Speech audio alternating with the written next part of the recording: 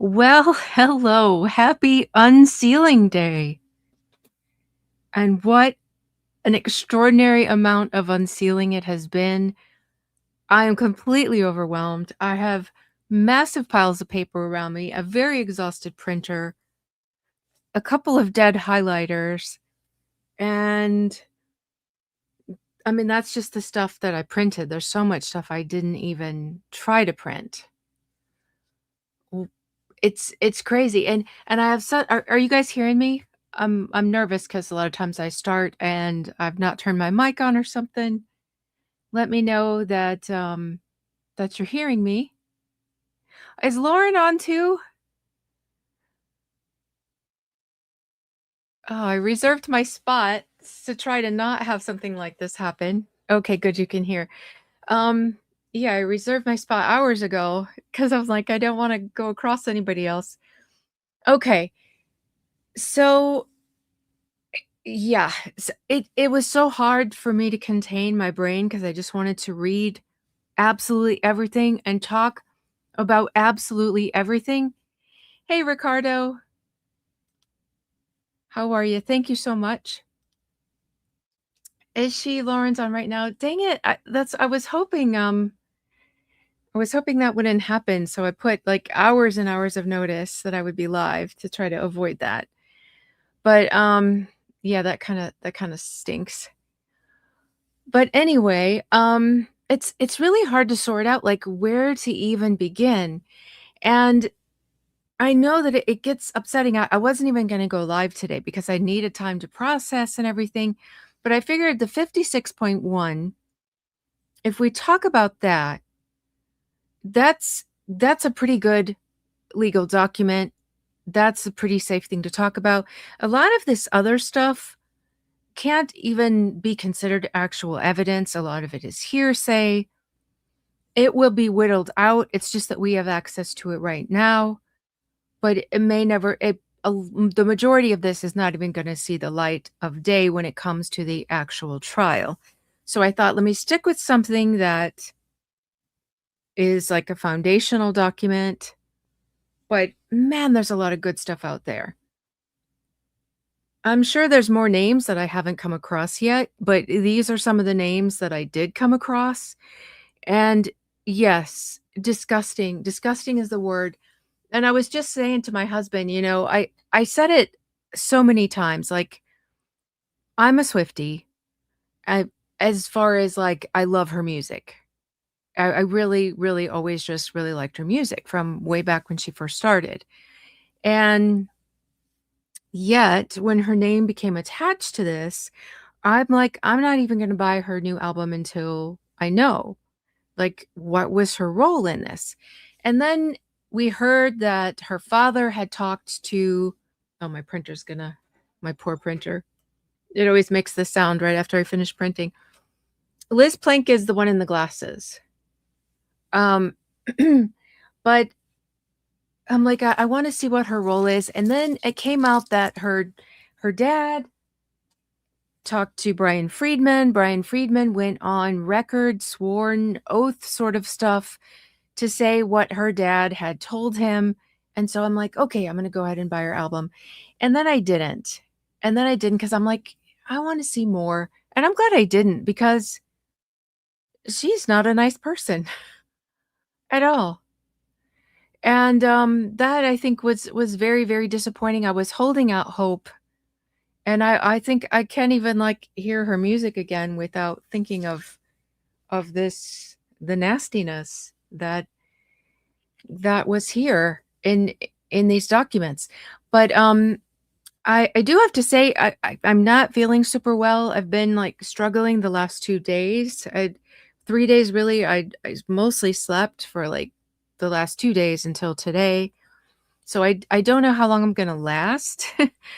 Just because I just feel like absolute crap. My body just aches head to toe. I feel a little nauseous. So if I abruptly end, it means that. But hopefully, I'm gonna try to stay with you as long as I can just to get through some of this stuff.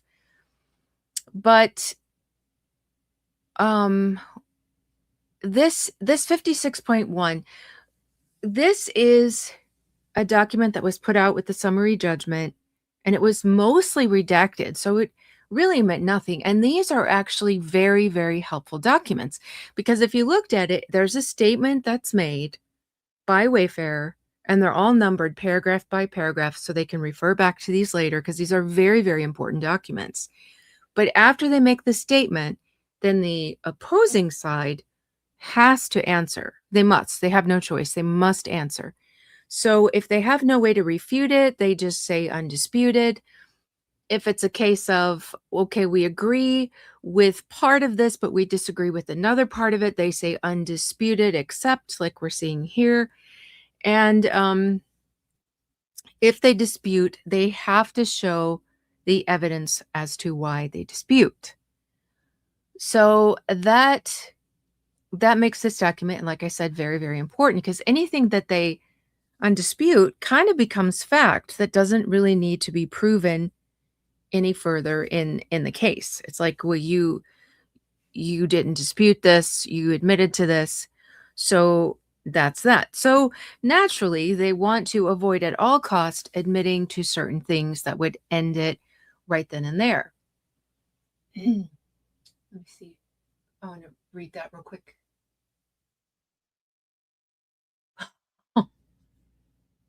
Interesting. Roses Wild said, Matt Damon and Ben Affleck being on Joe Rogan 2 or 3 days ago talking about cancel culture. I bet it was because I got a heads up about this stuff coming out about them. Yeah, I wonder how these people feel about ending up here. Do they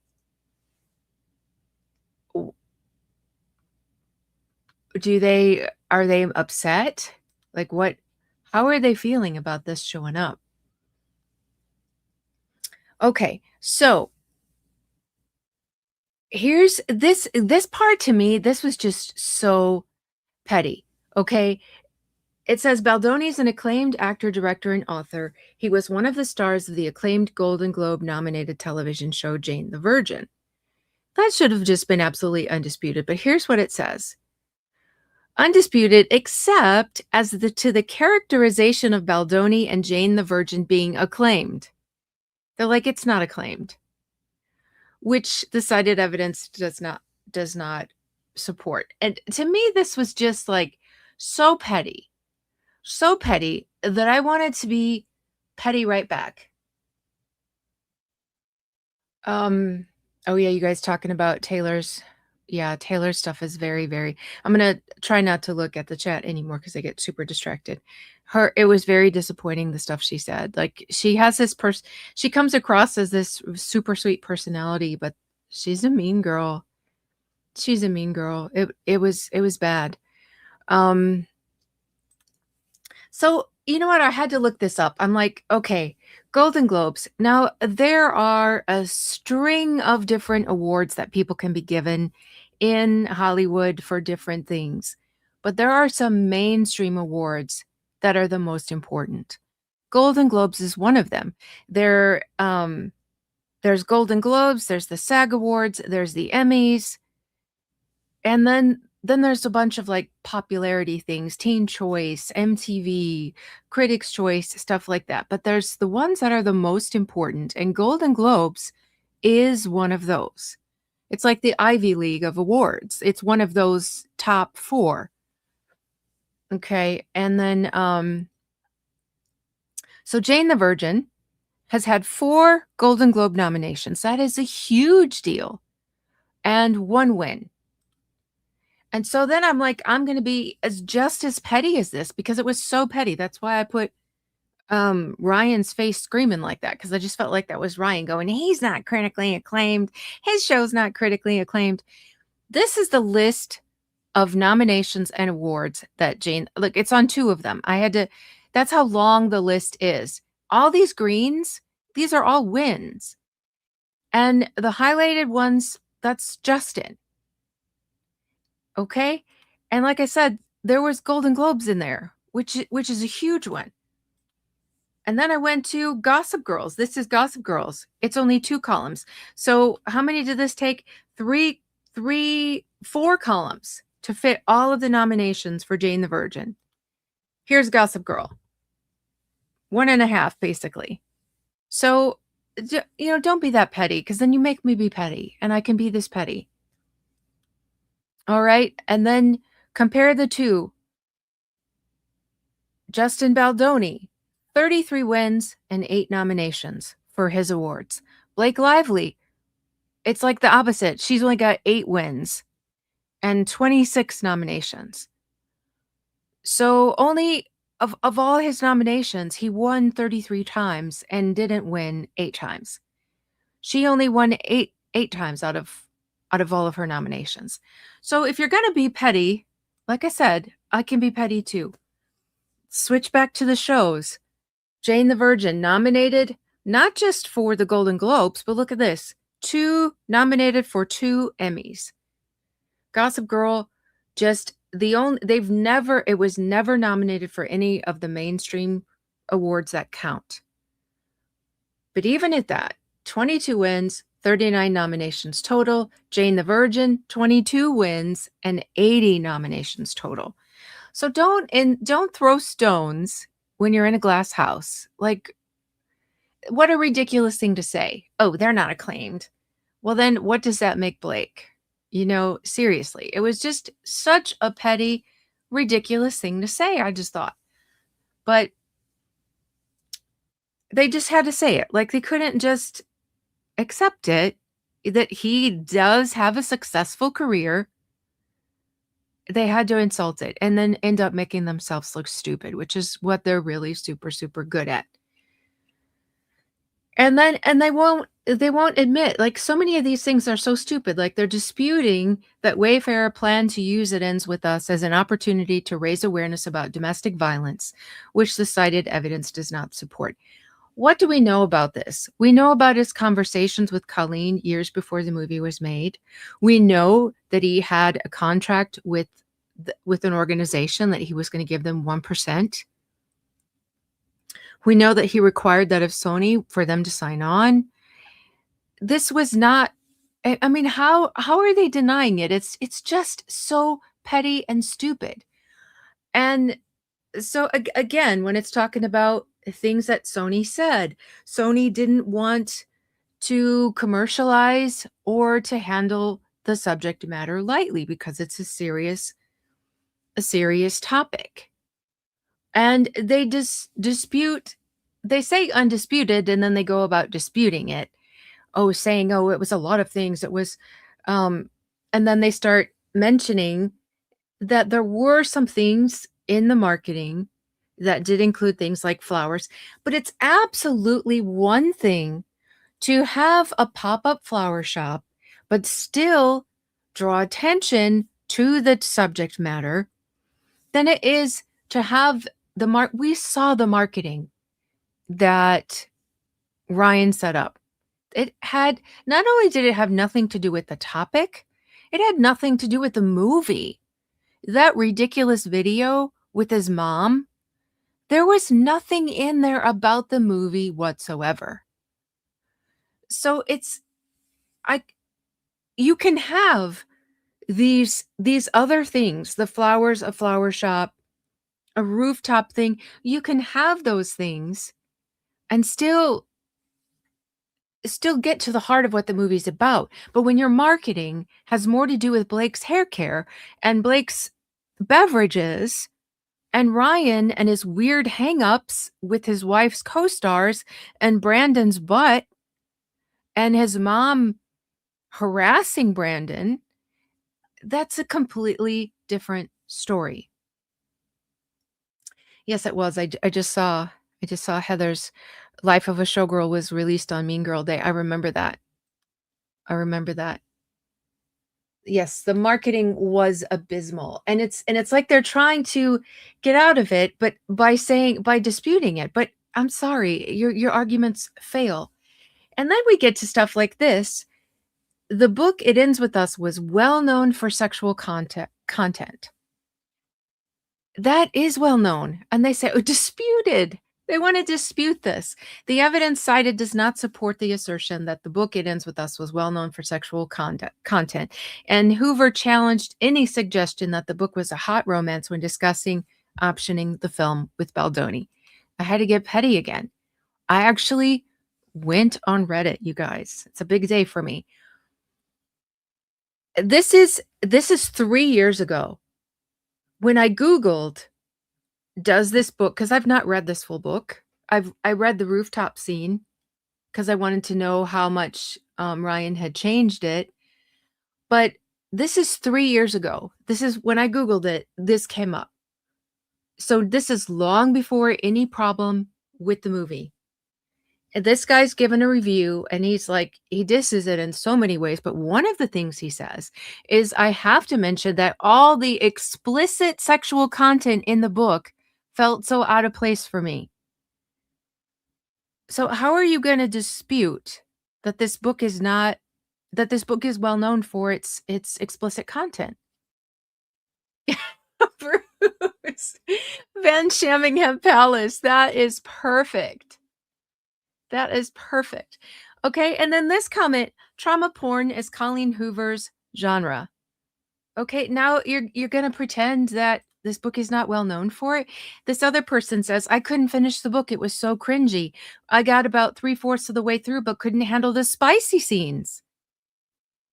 I felt like reading a short story a high schooler wrote about losing their virginity." So, I it's I do I seriously do not wanna read it, and apparently neither does Blake, because the hilarious little bit, and I'm gonna go off topic here now because that's how my brain works. I was, like, reading this and that and this and that, and I wanted to talk about everything, and so look, tonight I meant to stick to just this document, but I'm not gonna be able to do that. So, in her I don't know if you guys read Blake's deposition, but I have so much to say about that. I haven't quite finished it because I was trying to get these I don't have enough slides to get all the way through this whole thing, but Ricardo's right. She still ain't read it. So, I don't know if you've seen the videos of her claiming that she read the book and going on and on about the book and how much she loves Colleen and what a great writer Colleen is. I hope Colleen sees now your good buddy Blake hasn't even bothered to read your book. So, here's what she says here. It says Blake never read the book either before or during filming. And they say disputed, and then they go on to say that Blake never really read the book. So, what her answer has been to that, to explain why she didn't read the book, is she's like, "Oh, it's my method. Here's what I do." And in her deposition, she's like, "I've been in several movies that were from, book to film adaptations." And I'm like, you first of all, you haven't been in that many movies, and I don't know how many of them were actually books. I meant to look that up, but a girl's just got so much time in a day. So, this is her method. She doesn't wanna read the book in advance because then it's harder to see the blind spots in the film. And, okay, but lady, you're not the script writer, you're the actor. You're supposed to come and read your lines. Read the book so that you can fully grasp the character that you're trying to portray. You're not hired to find the blind spots in the script and fill them in and rewrite them. They're already there. So this whole bit is ridiculous, and there's so many things about her deposition that she doesn't even realize because she's too high on her own supply to realize how badly she ruins her own case time after time. But this kind of stuff proves exactly what Wayfarer said. Someone who is hired as an actress does not need to say stuff like this because, like I said, they come in and they act out their lines. They don't need to look for the blind spot to fill in with something. They're supposed to do all the research they can to be able to fill in the character, not the script, the character. So you should have read the book, Blake. You should have read the book. If she'd read the book, she would have understood that she got the wardrobe so wrong. Because I did see like excerpts from the book that described like the kind of stuff that the character wore, how she was more of a minimalist. and didn't like all the stuff that Blake brought to the book because she claimed that Lily's this and Lily's that. You know, all of that stuff she said was nonsense because she never even read the book, so she didn't know what Lily was. She decided in her head what Lily was, and her deposition kind of proves that. But look what they said. Lively, nevertheless, read several portions of the book after April 2023. And in the deposition, she describes it as chunks of the book. She read chunks of the book. So she's such a good buddy to Colleen and so supportive of Colleen and loves Colleen so much and loves the book. And it's so brilliant. She loves it all so much that to the date of her deposition, she'd only read chunks of the book. To me, that spells out a huge part of the problem. And now getting back to the deposition, like I said, I don't Louis Vuitton minimalist. That's hilarious. The movie with the magic pants. Yes. Maybe she thought the movie was supposed to have magic florals. Let me see. Yes, yes, Ricardo. How is it that every time she drops evidence, she destroys her own case? And that's what happened here. And and in that deposition, oh, sorry, I thought I cleared that. I'm trying to. In that deposition, she's like, I don't know if she's trying to like play it tough or what she's trying to come across, what she's trying to accomplish with that deposition, but it's bad. Oh, the PGA letter. Oh my gosh. See, you guys are probably read those chunks while she was in the bathroom eating a burrito.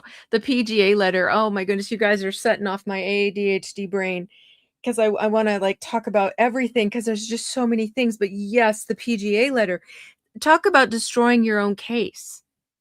Like in there, all the things that she denies in this document, the PGA letter, just like, nope, sorry, you just admitted to all this in the PGA letter.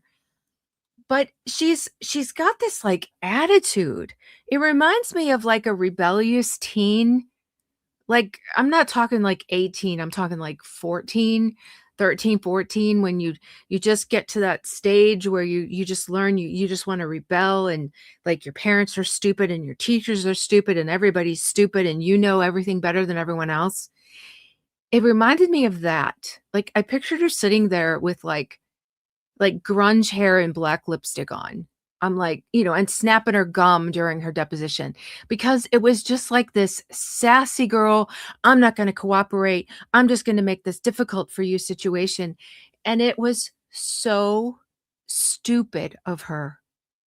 Absolutely stupid of her to do this because well, let's talk about this. And if her attorneys encouraged her to be like this, or if they told her that she did a good job, or they didn't at first break go, look, Blake, you can't do this, then they are the dumbest attorneys that have just milked this senseless woman for all of her money and allowed her to ruin her case and ruined her case for her. Because this deposition, it is sworn testimony. This is not hearsay. This is not something that can be excluded from the trial. This is record. This gets brought to the trial. And it was Friedman doing the questions, and he would ask her questions, and it was very clear what he was asking her. And she'd be like, well, what do you mean? That could mean so many things. Or she would just say, I don't know. Or she would say, I don't remember. It was, and I want to hear the voice. Like we really need to hear the voice and hear the tone because we can only see the transcript, and maybe it comes across as more difficult than she was actually being in person, like without seeing her body language and hearing her tone.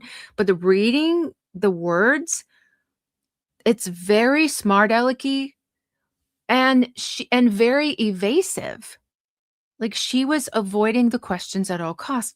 But here's what she didn't think about and what her attorneys, they sure better have been telling her, is that they can read this back in trial. They can play this back. They can use this deposition, and I hope they do, at every point in the trial. And there is nothing she can do to exclude it. It's sworn testimony. She cannot exclude it. So they can start with opening. I'm sorry, I'm putting my chapstick on. They can start from opening statements. They can mention what her recall was like, because when you're sitting there going, I don't remember, or when you keep saying, he's asking her, well, what did he say? Like, what exactly did he do? Well, it was just the feeling I got. Well, did you tell him? Well, I implied it by saying this. What exactly did you say to him? I don't remember. It was so bad. And she's supposed to be laying down facts, laying down evidence to prove her case.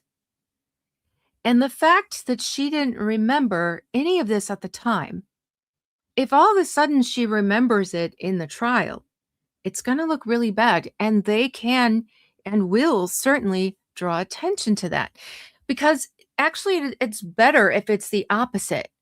Like, if you remembered it at the time you got deposed, and then at the trial you forget some stuff, that's a little more excusable, because you can say, oh, some time has passed and so your memory fails with time, or you're in a courtroom now, and so your nerves, they can make you forget.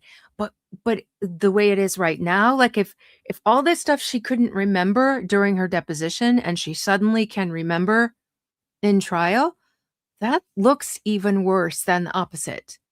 So her deposition has done, like, a lot of harm. But I don't know if you guys saw that, but that was the main thing I got from her deposition. Just so many things, like, he was trying to get her to lay down fact. He would like baby feed her. Like, even though he was opposing counsel questioning her, he was like, well, what exactly did he say?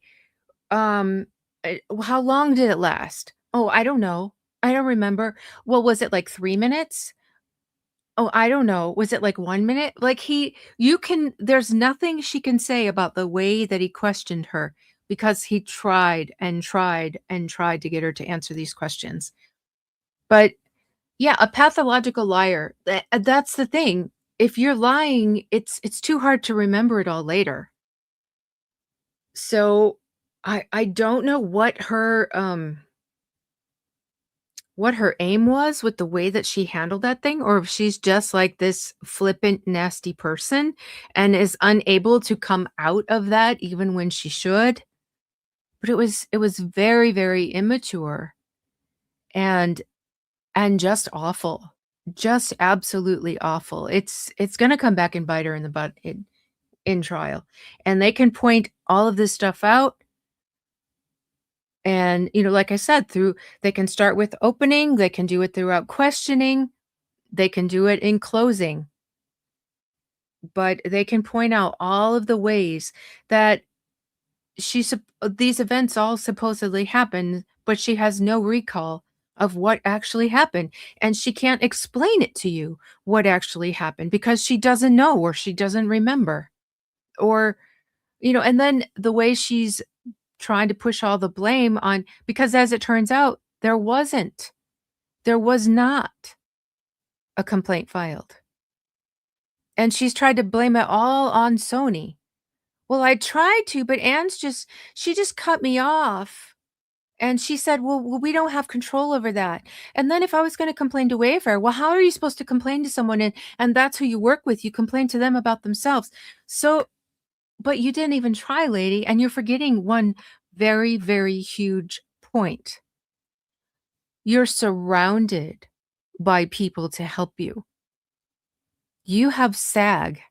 You're a member of that union, and they very clearly spell out what to do in these situations, and you didn't do it. So all of this excuse making is nonsense. You know, she forgets that she filed complaints in the past against a makeup artist. She and her husband, they're not brand new at this. They know how to do this. But these are all excuses after the fact because she knows she didn't file an actual complaint, but that has to be filed in order for retaliation. It has to be because of that they did this. So, I mean, her case, it's really, really, really, really bad. The fact Lapdog dismissed Justin's case is revolting. It really is. It really is. It's very upsetting. And, oh, Leslie Sloan totally lied under oath in her deposition. She said she never seeded or planted any stories, ever. But I've seen it with my own eyes. At least 12 stories that woman has planted, and not just to do with Justin.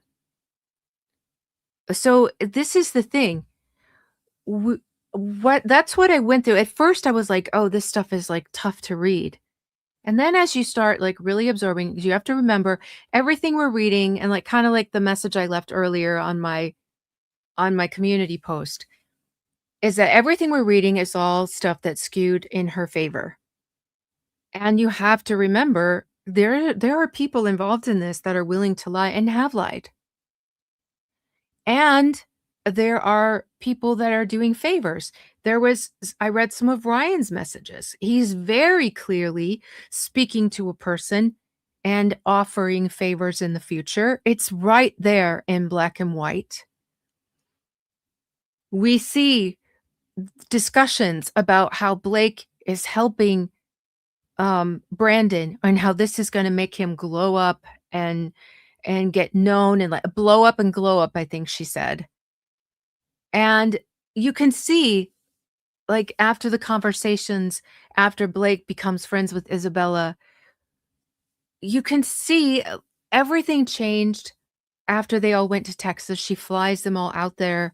She's showing them this fantastic life and promising them who knows what. We know Isabella was promised to meet Taylor. We know Brandon was advanced in his career, got a part through Blake. They've admitted it, both of them, and the director did as well. It's it's so obvious what was going on here, that favors were being offered to help out her case. Names were being laid down as dragons, and now that we see the other side of the dragon and the Khaleesi texts, Taylor was in on it. She agreed to help put this promote this rewrite to Justin. I mean, she thought it was Blake's, which is really weird. Like, why did she lie to Taylor about who wrote it? These people are very, very weird. It's a bunch of liars with no consciences, in my opinion. Don't subpoena me again. Discovery's over. Whitney says Justin Baldoni did not deserve the treatment. He was surrounded by awful people. He was, and thank you, Whitney, by the way. He was. He would. He. These people didn't stand a chance. Yeah. What did Isabella get? That's a good question. She didn't get nothing. She didn't get nothing. She did all this for nothing. And the way I see it is, she's a woman. I feel like Blake's not going to help out a woman like she will a man. I mean, that's just my take on her personality. I've seen the way she looks at and treats women. Um, but yeah, I kind of felt like she's not going to help her with her career. She'll help a guy. I mean, that's my personal opinion. I don't know if you guys saw it that way. Thank you so much, Jill. She says, "Thank you, Cassidy. Love this chat so much." Yeah, I just like want to talk to you guys now in chat. I just want to like gossip about everything we've seen because I have to admit my brain like works in a funny way and it's really really hard to like hone it in on something when there's this much going on. So I feel like I just want to have a big sleepover with you guys and we just sit around and eat popcorn and like discuss everything we saw. Like I wish I could hear your voices and we could all just like be talking about this right now. So, oh, you think Breed says they were blackmailing Isabella, my theory. I would not put anything past any of these people, truly. Christina says Justin and his people seem like really good people. It's ridiculous what is being done and how they bring up their faith. Yeah, you don't talk about people's religion the way they're all freely talking about people's religion. It's bizarre. But let's talk about this comment of Christina's. This is such a good point. When you look at the conversations and the text messages that Justin and his friends have compared to the conversations between the other people, it it is like another planet, another species. We are talking about such polar opposite personalities and characters that like I can see how this just got completely out of hand and you can kind of see from way back some intention to just like steamroll this whole thing and just like take it over. It's that's why I put this thumbnail. It's almost like, hey, this is what we can do. Like how many movies have they done this to now? This is like a thing. Just come in and steamroll, get rid of whoever you need to get rid of and take it over and then you've got yourself a franchise. It's awful. Yes, Liz Plank is horrendously horrible. She was still supposedly friends with Justin and still like on his podcast and with his wife and Jamie's wife. Like these people are shameless and it looks like she's a plant.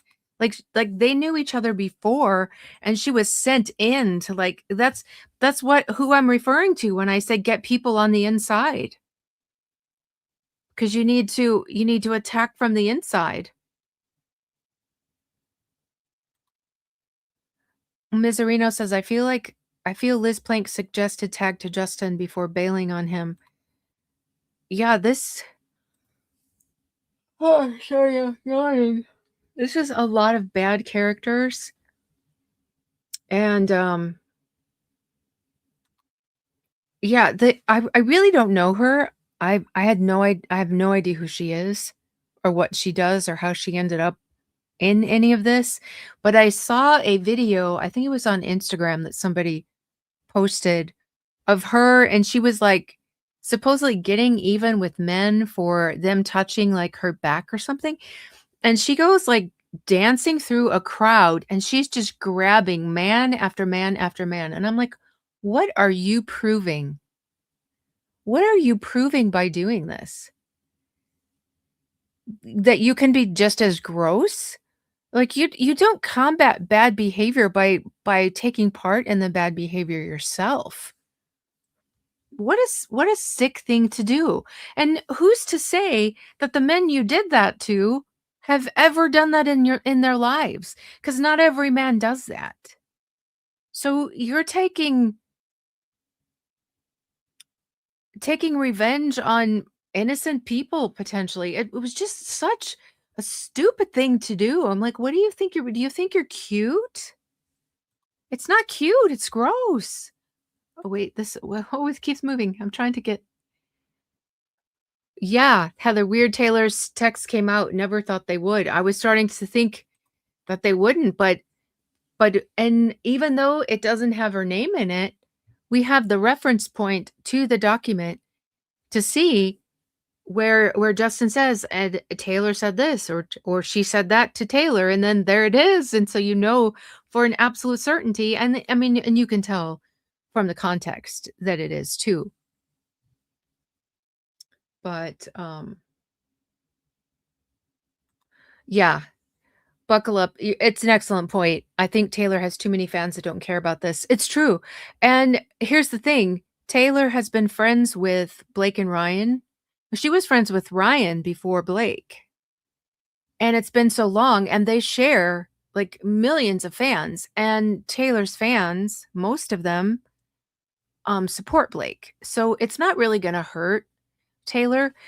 Like, those of us who are shocked by this and upset by this, most of us don't follow her anyway. Well, I do.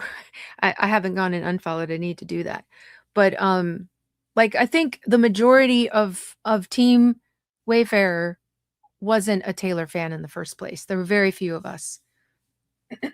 So it's not really gonna hurt her, but, it does make her look pretty gross. Ricardo says, "Cast Google Isabella Ferrer and introducing credit." What's what's that? I'll have to look that up. Heather says, "Lots of Swifties didn't like this album. Taylor's gotten very full of herself." I did like it, though. I didn't buy it, though, and I'm glad I didn't. Lily says, "I was so hoping Taylor was not as involved. I was sick reading how involved she was. Truly sad. I've already been telling my daughter what a piece of poo she is." Yeah, I was sick too. And then in was it, I've read so many things, but I think it was Blake's deposition when they asked how she got in touch with Stephanie. It was supposedly not directly, it was through a friend that's one of Taylor's really, really good friends, supposedly hooked them together.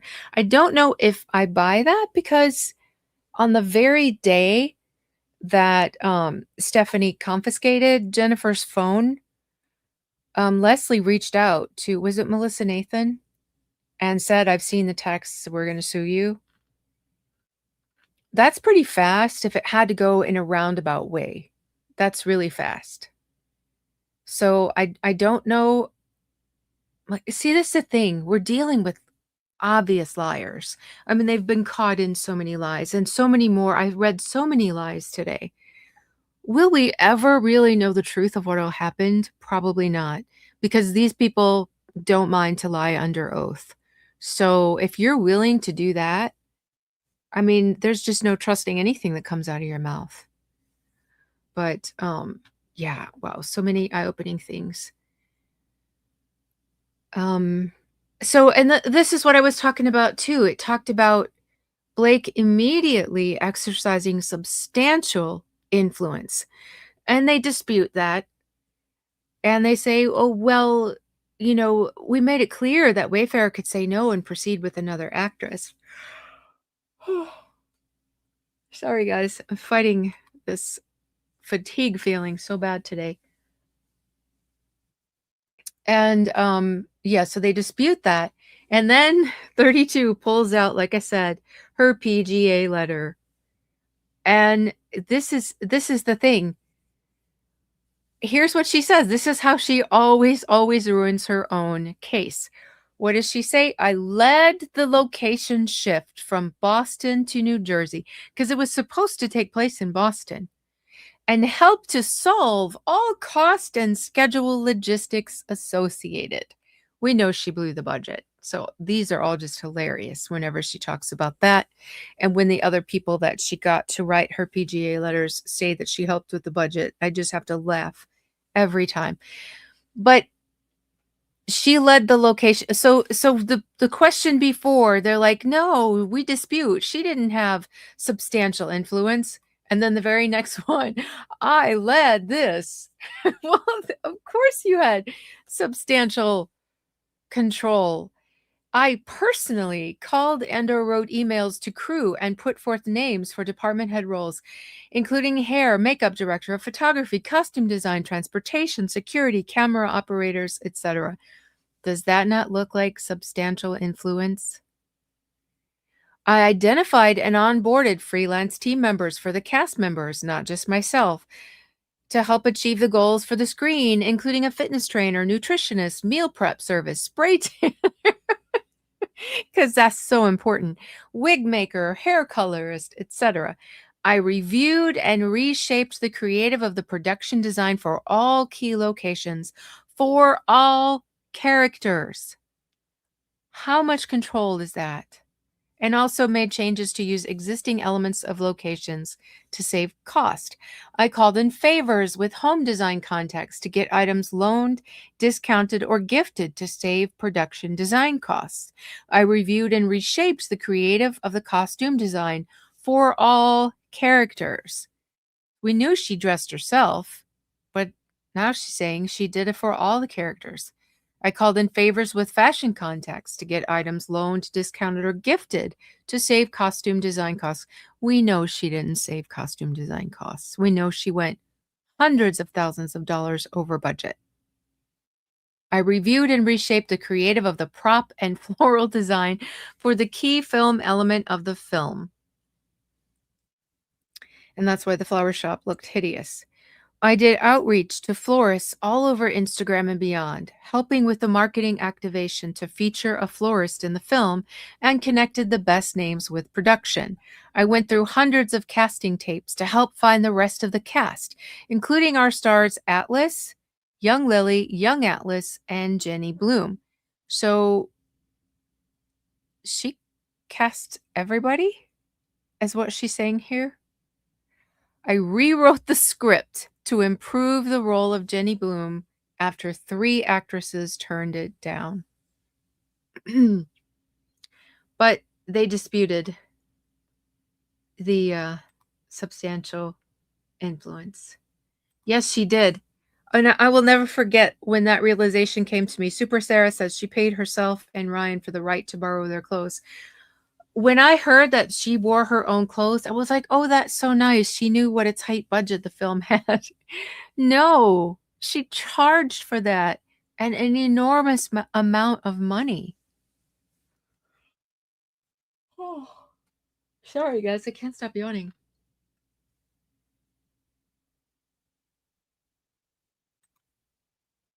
Parsons Hayden says the idea that Blake couldn't make an HR complaint when, in her own words, she took over HR and became HR for everyone for the whole movie. My God, the woman is just ridiculous. Exactly. So she's so competent that she deserves a PGA credit, but she's so incompetent that she has no idea. She's at a complete loss about how to make an HR complaint, even though she's a member of a union and they could have handled it all for her.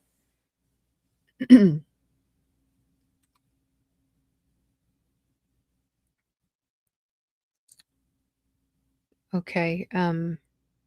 So they try to deny it and they're like, because they can't deny it. It's her letter.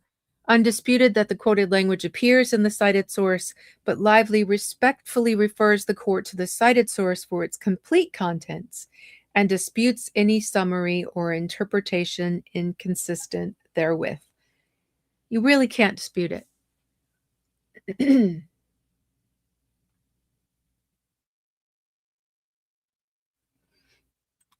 Okay. Now this is unrelated to that document. This one just really, really got me when I came across it. This is about her Betty Buzz. So look, they're trying to claim she had these millions and millions of dollars in loss. But look at what they say. Within its first year of launch, Betty Buzz sold 5 million bottles and entered into a partnership with British Airways. By 2023, the brand was distributed in over 8,500 US stores and partnered with the restaurant chain Yard House. Betty Buzz's sales continued to expand into 2024. However, by late 2024, management had doubts about the profitability and sustainability of Betty Buzz. Look at this. For reasons unrelated to the online manipulation. So this was already happening before this alleged smear campaign. It has nothing to do with the movie, nothing to do with Wayfair. And if you look at the footnote about that, it says management mentioned the possibility of shutting down Betty Buzz in the October 2024 presentation. So she claims this all started in August. You don't have a shutdown meeting within 2 months. I mean, you ride it out for a while to see what's gonna happen. If they were talking about shutting down in October, there was already an issue.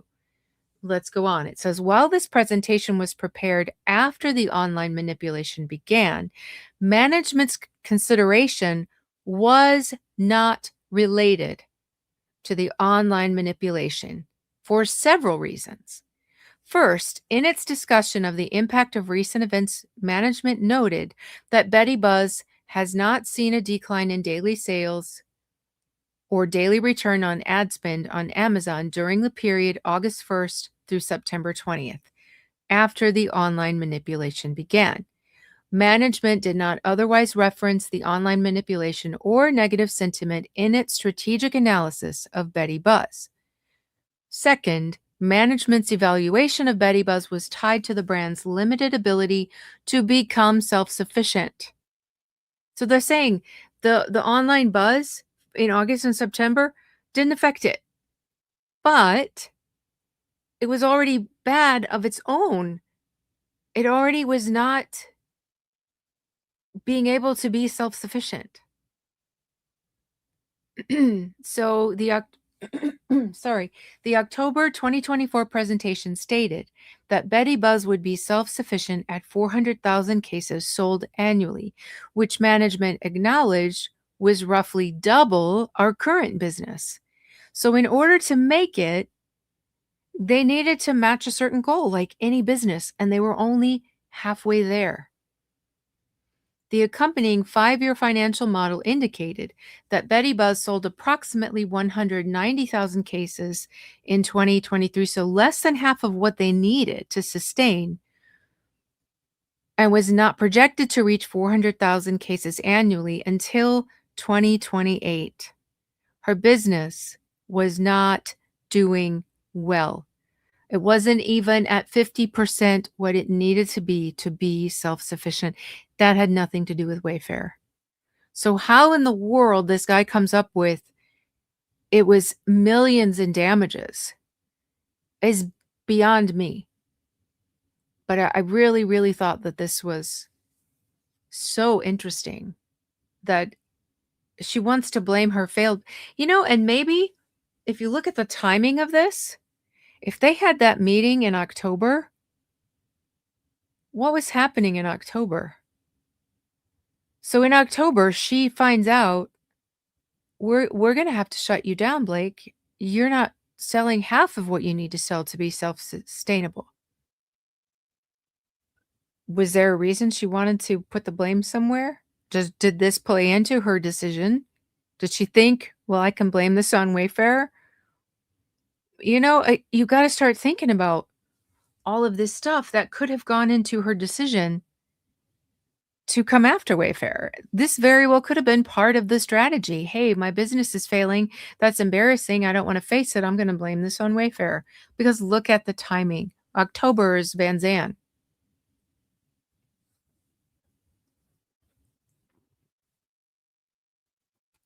Okay. I wanna catch up with the chat a little bit. I was kind of ignoring so I could get through those. And then the rest of this I didn't highlight. So I might just end up chatting with you guys. Yeah, I feel like I really need to take some medicine and go to bed. Um, so I didn't get through as much as I wanted to, but I didn't plan to go live at all. So I'm excited that I got to spend at least a little time with you guys and hear what you have to say. So I'm gonna just chat with you guys for a moment and call this a day until, well, tomorrow I have a doctor's appointment and it's kind of far away. So I won't have a whole lot of time tomorrow, but maybe can come tomorrow evening and talk with you a little bit. We'll see. I'm gonna go see my mom too. So um oh, I see Kardashians. I know absolutely nothing about that family. Jayla says, just think in a few months, Justin will have had defeated dragons with a tiny violin. The tiny violin. And did you guys see Ashley's post on Instagram? So she's like, I told you Cancel was about Blake, because there's a line in there about the tiny violin. and it made me sick, just made me sick. Huggy asked, "How's my mom? Is she doing?" No, she's not doing better. She's not doing very well at all. But, oh, thank you, Heather. She said, "This was a great live. Thank you. Prayers for healing." Thank you so much. Justin to Taylor, "How you like my little violin now?" Oh, wait, did they?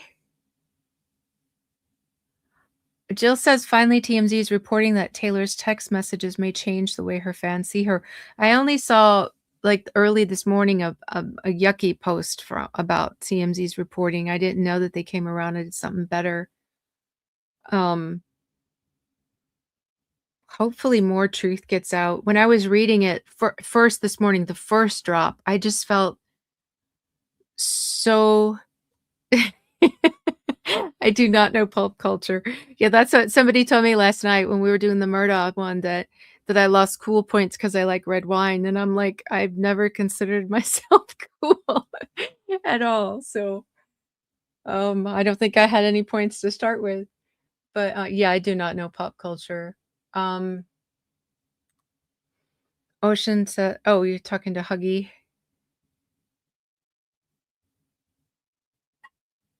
Yeah, you do. I mean, I normally cry. I didn't cry today. I was so proud of myself. I think I was just overwhelmed. I was just so overwhelmed with trying to take as much in as I possibly could. And, when I have this amount of stuff in front of me, I like have a really hard time prioritizing and I just like dive into a little of this, a little of that.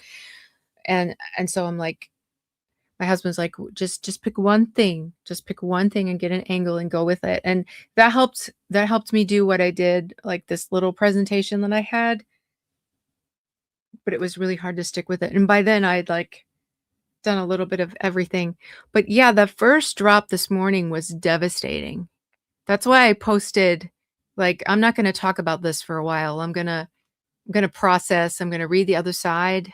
And then after I dug in, I'm like, okay, I gotta talk about this a little bit. I feel like we're all helping each other through this.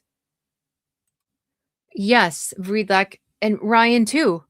Blaming Wayfair for their business failures is correct. Maximum Effort was a subsidiary of MNTN, which was going public, and MNTN ended up divesting itself of ME. Yes, their businesses were failing and it was looking really bad. And in a way, this lawsuit was like a one big dump.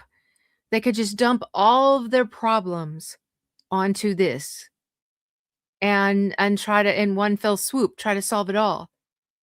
But they did not anticipate the tenacity with which Wayfair was gonna come back, and the support that they were gonna get, and that it was gonna end up being the undoing, because, like I said, we didn't really know who these people were. They were thought of as this cute, happy couple. They were like, "Oh, couples goals. Oh, they're so cute. Look how funny they are. They post this about them, each other and blah, blah, blah." And now we know. Now we know who they are, and it's such a disappointment.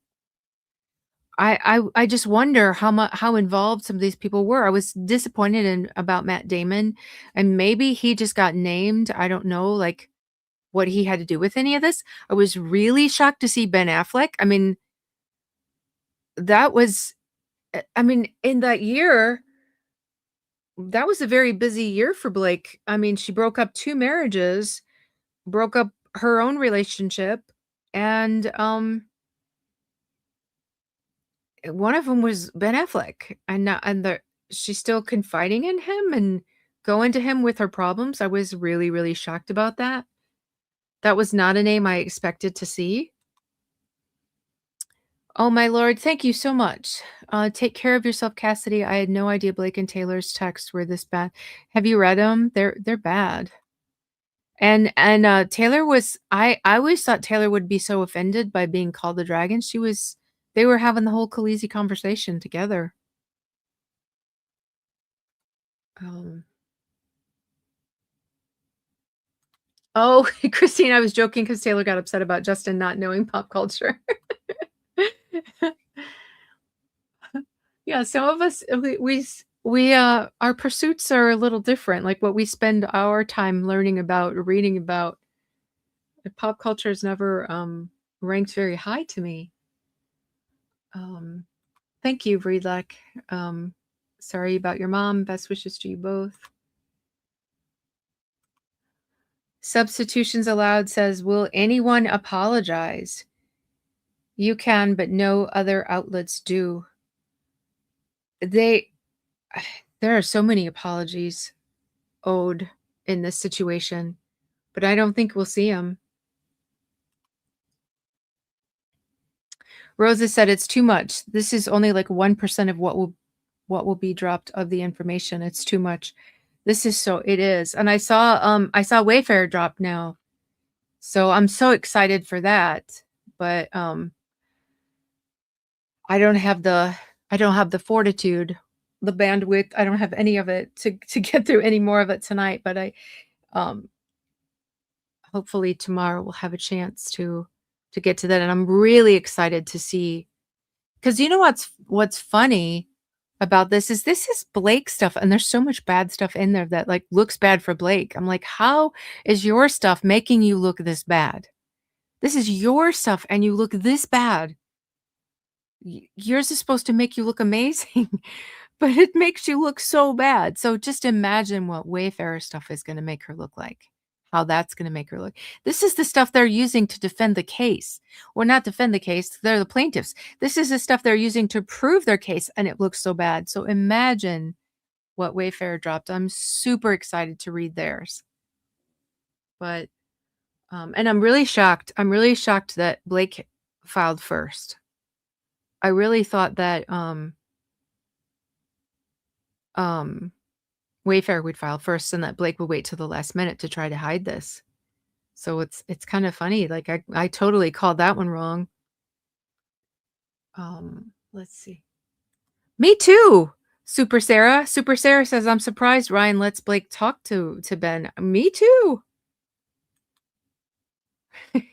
Cassidy the shade.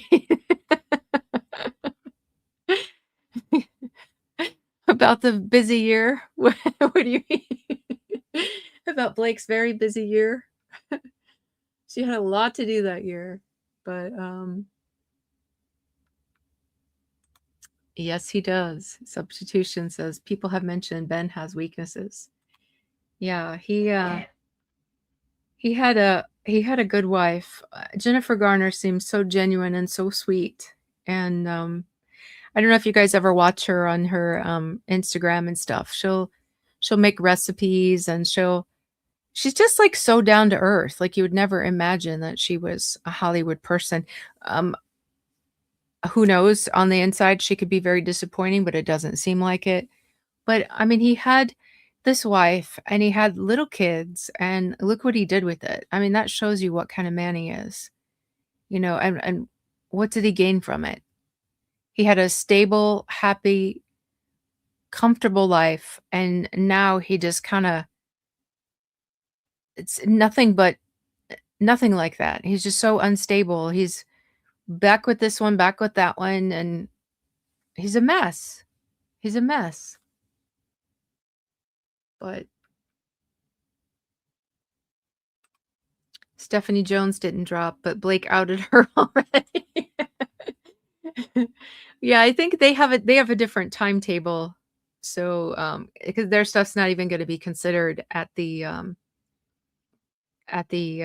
oral arguments. Theirs is coming later. This is just specifically for this portion of the case.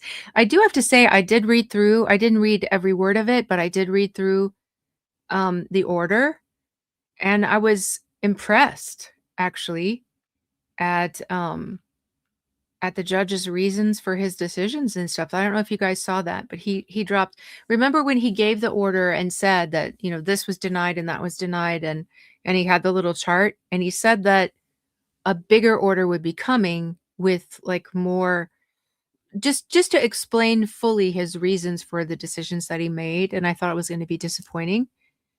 But it's actually I was actually impressed with it. I have to say. I mean, I'm not his biggest fan, and I'm usually extremely hard on him. So I think it means a lot to hear me compliment an order he puts out.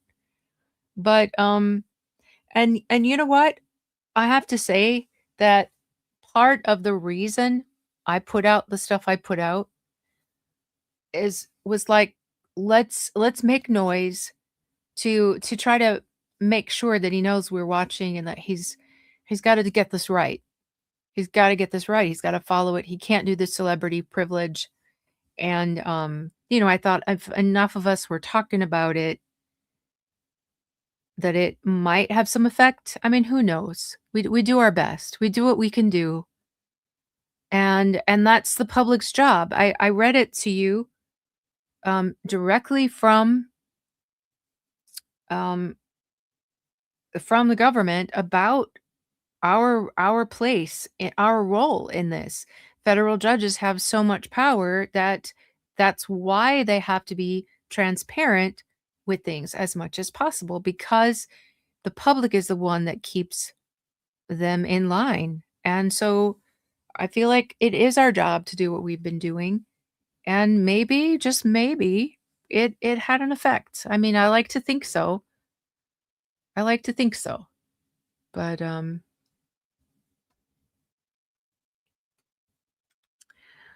Um, that's such a good question.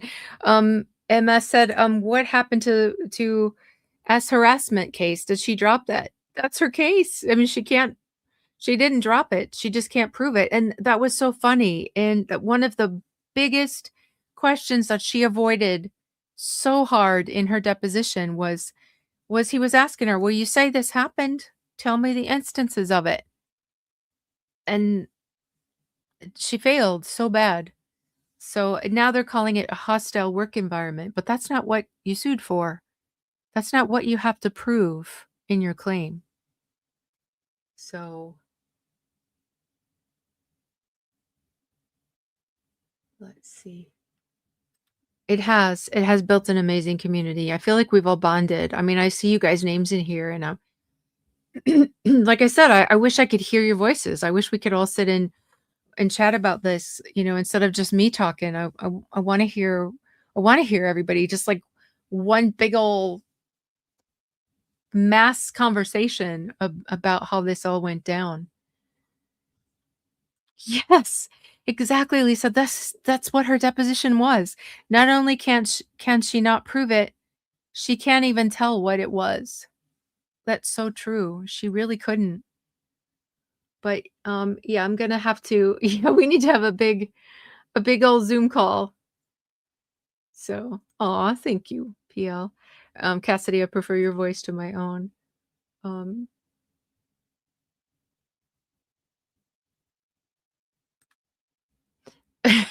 Parsons said, "To be fair, Blake has proved there was indeed a toxic environment. She cultivated it, but it was there nevertheless." That's true, her own.